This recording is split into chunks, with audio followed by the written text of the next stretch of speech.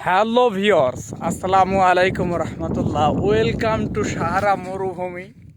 দেখতে পাচ্ছেন সাহারা মরুভূমিতে কত বালি। কি মনে হয়? হ্যাঁ, এখন সাহারা মরুভূমিতে অবস্থান করছি।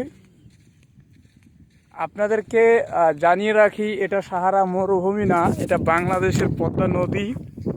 ঠিক আছে, দেখছেন, এটা পদ্মা নদীর একদম সেম মাঝামাঝি অবস্থায় একটা জায়গা আর কি।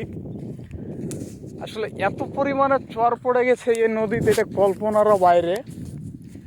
আমি এখন অবস্থান করছি বর্তমানে গোদাগাড়ী উপজেলার হরিশঙ্করপুর ব্রিজ।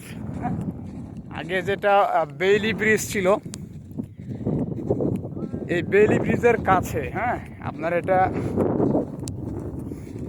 ফুলতলার ঘাট ধরে। গোদাগাড়ি ফুলতলার ঘাট ধরে। দেখছেন কত বালি, চারিদিকে শুধু বালি আর বালি।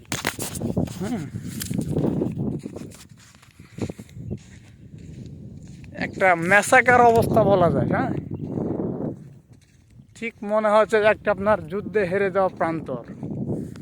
ভাবতেই অবাক লাগে, জানেন, যে এই বাংলার ধরেন কত গল্প শুনেছি। নদী ভরা জল, পুকুর ভরা মাছ, গোয়াল ভরা গরু, আর কত কি। অথচ এখন ধরেন যে শুকিয়ে সব কিছু শেষ।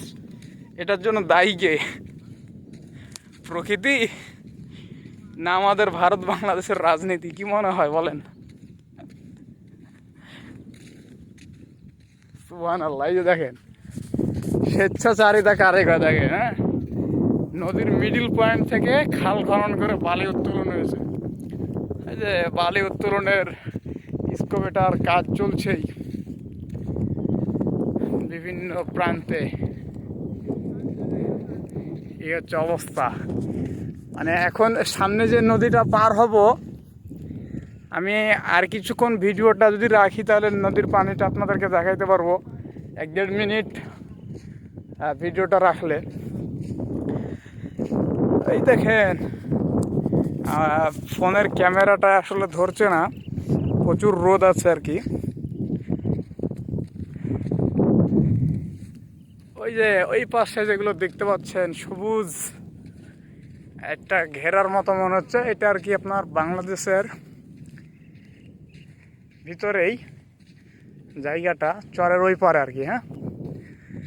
আর এগুলো সব কিছুই যেখান থেকে বালি উত্তোলন করা হয়েছে গাড়ি নিয়েছে। আসতেছি, ঠিক আছে।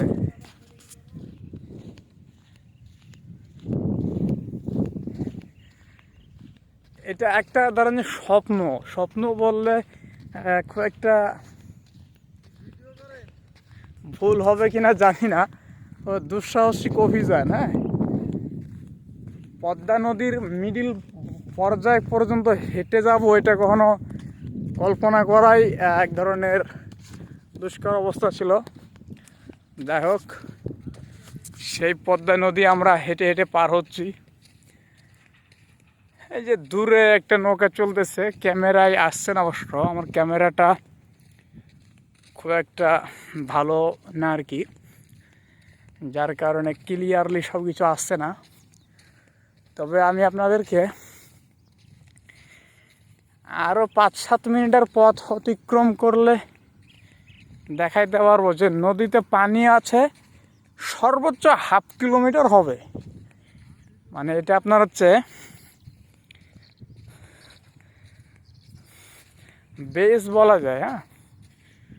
আপনার প্রস্থ বরাবর নদীর যেটা প্রস্থ আছে, এই প্রস্থ বরাবর 1/2 কিলোমিটার পানি মাত্র। আশা করি আগামী কয়েক বছরের ভিতরে এই অবশিষ্ট পানিটুকু শুকিয়ে যাবে এবং পুরো পদ্মায় ধরেন যে পায়ে হেঁটে পার হওয়া সম্ভব হবে বলে আশা করি। ওই যে দেখেন পানিটুকু কিন্তু ক্যামেরাতে ধরা পড়েছে অবশ্য। এখন ওই যে সামনের ওই সাদা অংশটা কিন্তু পানি। আর এই যে সবুজ অংশ একটু মনে হচ্ছে যে সামনে এগুলো কিন্তু ধানের জমি।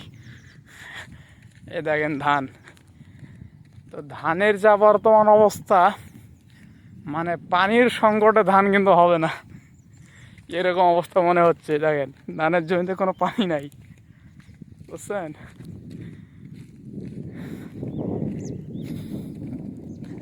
এই দেখেন ধানের জমি আর ধানের জমির অবস্থা। এগুলোতে পানি দিতে হলে সেই আপনার সুদূর, প্রায় ধরেন যে 1/2 কিলোমিটার বলা যায়, এরকম দূর থেকে মেশিন দিয়ে পানি নিয়ে আসতে হবে। সে ব্যবস্থাও অনেকেই করেছে, দেখতে পাচ্ছি। এই দেখেন মেশিনের ফিতা পড়ে আছে এই যে সামনে।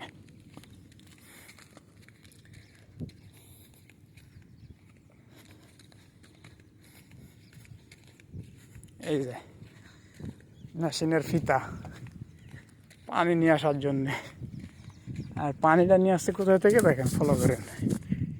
এই যে ধানের জমির ভিতর দিয়ে চলে গেছে ওই দূরে, ওই নিচে এই যে সাদা চর, ওইখান থেকে পানিটা আসছে।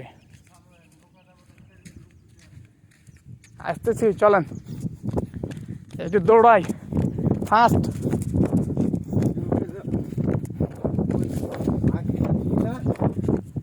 একটু ভিডিও করে আলেন ভালো করে, 2 মিনিটের লেগে লাউডা ফেলাম।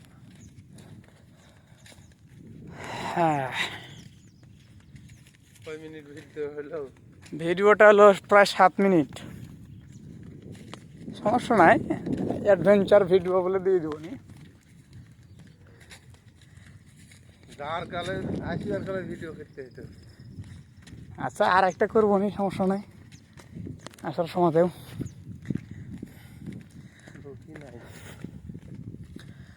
পদ্মাতে নামে আমি 2টা শিশি পেয়েছি জানেন, তো ভাবলাম যে মানুষ অনেক কিছু পাই, হেরামণি মুক্তা পাই, যদি আমরা একটা পাই। আসলে চেষ্টা করলাম, পাইলাম না, আসলে কপালে না থাকলে যা হয়। এই দেখেন সামনে আর একটা চর পড়েছে, ওখান থেকে ঘুরে গেলে পরে মানে 5 মিনিট হাঁটলে পানি পার, এরকম একটা অবস্থা চরের। এই দেখেন ব্যাটারি চালিত অটো ভ্যান পদ্মার নদীর মাঝে অবস্থান করছে। এটা ভাবা যায়, সোনার বাংলা পুড়ে ছাই।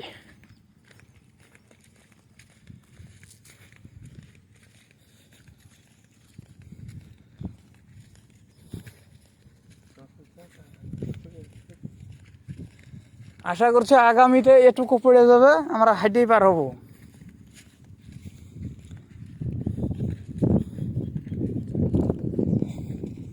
চলেন ওখানে যেন কথা দেবো, ওই পা দাইটে যাই।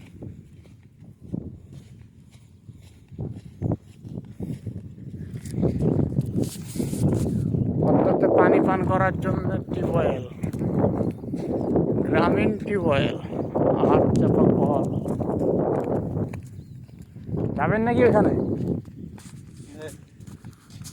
ওখানে তো আর ভিড়াবে না, এটা সমস্যা না, ছাড়া ওখানে হেঁটে চলে যেতাম।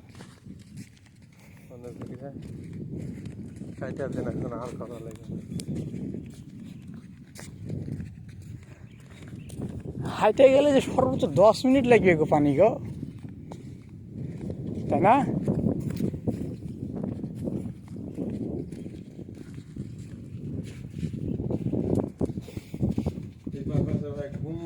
ঘুম মানে বিশাল ঘুম আসবে।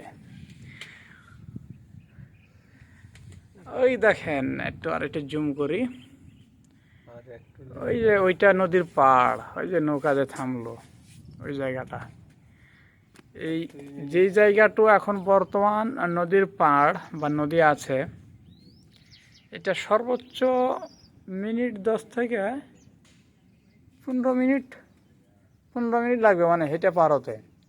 এই জায়গাটুক এখন বর্তমান বাকি আছে চর পড়তে। আশা করি যদি এভাবে খরা চলে তাহলে আগামীতে এটাও চর পড়ে যাবে ইনশাআল্লাহ, আমরা সে আশাই করি। দেখা হবে আবার কোনো একটা ভিডিওতে। সবাইকে ধন্যবাদ, আসসালামু আলাইকুম।